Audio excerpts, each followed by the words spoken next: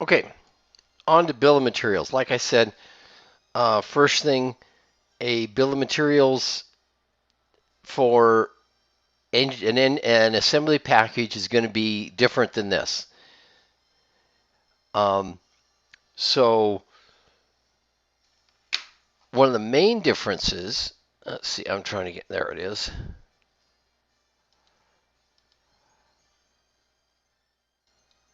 Okay, so this this information here for purchasing, you need to give as much information as you can. Size, model, description, part name, SKU, website link, and so forth. So this might be 3 different columns, it might be 1 column, but it's some piece of information, some combination of this information which tells the purchasing department exactly what they need. There's also a drawing number. So when we put together our assembly packages, there was a drawing for a part, and it had a number. And the company has different ways of assigning numbers to drawings. Your company will. So uh, for purchasing, you need this. And of course, the drawing number is right on the drawing when you have the assembly package. So this is for purchasing, pretty much. This is for everything else except the assembly package. Different companies will want different information. Quantity, unit, absolutely essential. Something to uniquely identify it, absolutely essential. Quantity and unit. Why isn't cost? Because cost can change. This is like a recipe. You need 1 cup of flour and a cup of sugar and a stick of margarine and so forth. And it doesn't tell you how much it costs because the prices in the grocery store fluctuate.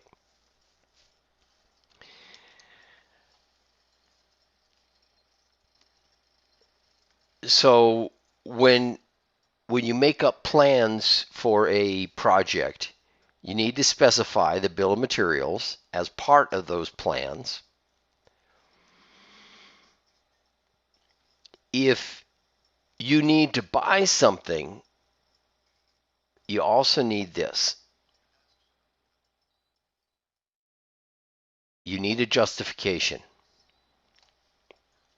For this school, we need a justification. If once we're out of COVID and things, we'll have to work on the justifications. Okay, design notebook. So you guys are halfway into your design notebook. I wanted to show this. This is Archimedes screw. This is Leonardo da Vinci kind of drawing sketches. This is what needs to go in your notebook. CAD drawings, electrical schematics, agenda minutes of meetings, Gantt and PERT charts, team contracts. It serves 2 useful purposes: team memory of decisions, and for legal situations, patents and court evidence. That's why we have the rules of initial, date, and number each page. No rip outs. All the rules we have about making notebooks. We'll get into that in a second. It's a complete individual record. It's informal. It's a legal document. And it's written as you go along. You don't write it later. Every page signed and dated, witness dated. Now, in class, we're not going to witness it, but in the company, you would. No erasures, no turnouts, project title and name on the front cover, your name on the front cover.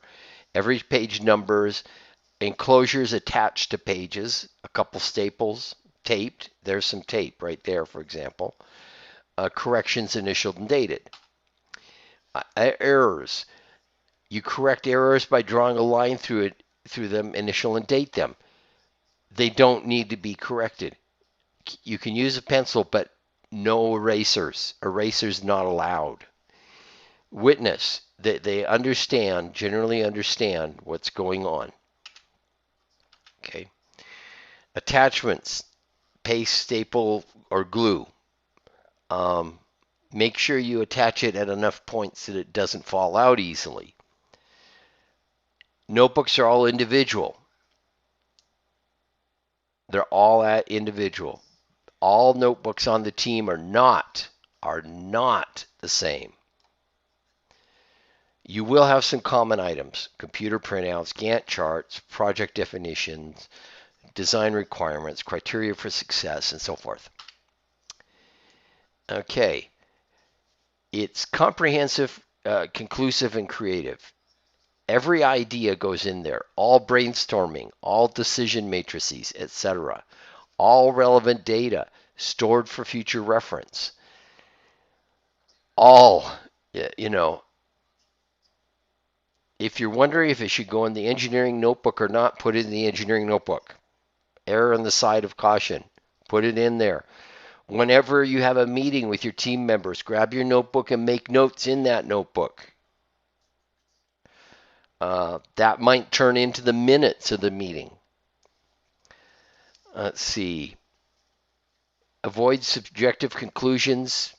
Stick to the facts. No blank pages. Vertical or slanted line if blank. The notebook should not have pages easily removed. Use a composition book, for example. You can put some data in the index. Or appendix, appendix. Table of contents, team information, code of conduct, all phases of the design process, your problem definition, calculations, modeling the test case, economics, optimization plots, SolidWorks drawings, and so forth, meetings agendas, team decisions, Excel, MATLAB work, and of course this is just a drawing to illustrate drawings. They need to go into the notebook. Okay, so you need to know how to construct a Gantt or PERT chart, create that bill of materials, and maintain a notebook, and explain why planning is important. Planning really doesn't take that long. Just do it. Okay, that's all, folks, and let's go to the next chapter.